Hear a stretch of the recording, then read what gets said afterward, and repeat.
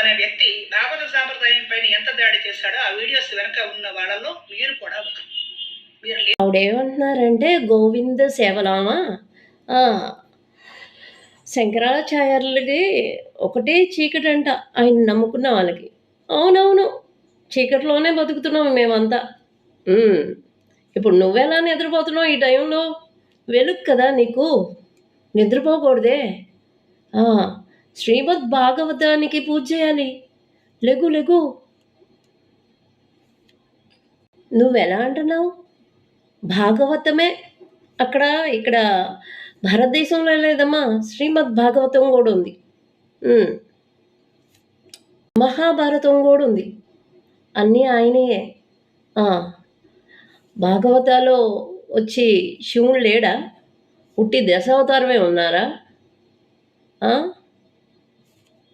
శివే విష్ణు రూపాయ విష్ణవే శివాయ చ అన్న మంత్రం తెలుసా? అన్న మంత్రం తెలిస్తే నువ్వు ఇలా మాట్లాడు. పొద్దున్న లేచి పూజలు చేసేది ఎందుకు? ఆ పూజలు వృధా అయిపోటాగా? ఇలా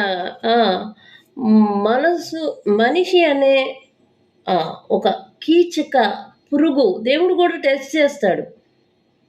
ఫస్ట్ ఈ నోటికి తాళం అనేది ఉండదు ఎవరికైనా. అన్ని గ్రంథాలు చదివేస్తారు, మరి బుద్ధిబలం ఎక్కడ పెడతారు? ఆ శివయ్య బాగానే ఉంటాడు, ఆ నారాయణుడు బాగానే ఉంటాడు, ఆ వెంకటేశ్వర స్వామి బాగానే ఉంటాడు, శ్రీకృష్ణుడు బాగానే ఉంటాడు, గణపతి బాగానే ఉంటారు. మీరెందుకంట ఇలా ఇది ఎడమొహం పెడమొహం లాగా ఉంటున్నారు? దేవుళ్ళు బాగానే ఉండాలి. పొద్దున్న లేచి పూజలు చేసి వాళ్ళ ఆరోగ్యం కూడా చల్లగా ఉండండి, మమ్మల్ని చల్లగా కాపాడండి అన్న మొక్కాలి. పొద్దున్న లేచి ఎవరిని తిడదామా? ఏ గ్రంథంలో లేదు. మనం చేసే పూజలన్నీ వృధా అయిపోతాయి, ఉండవు. పుణ్యం ఎంత మూట కట్టుకుంటే అందులో ఒక్కడిని అంటే చాలు ఈ మూట అంతా కరిగిపోటాకి. నువ్వు అంటున్నావే భాగవతం అని. భాగవత దశావతారం ఉంది, శ్రీకృష్ణుడిదే. మహాభారతం,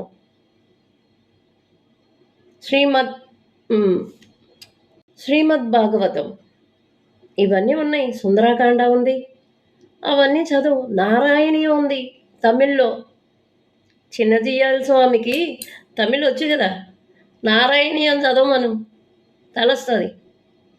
అది శంకరాచార్యుల గురించి నీకు తెలియదేమో, తెలిసిన వాళ్ళకి బాగా తెలుసు.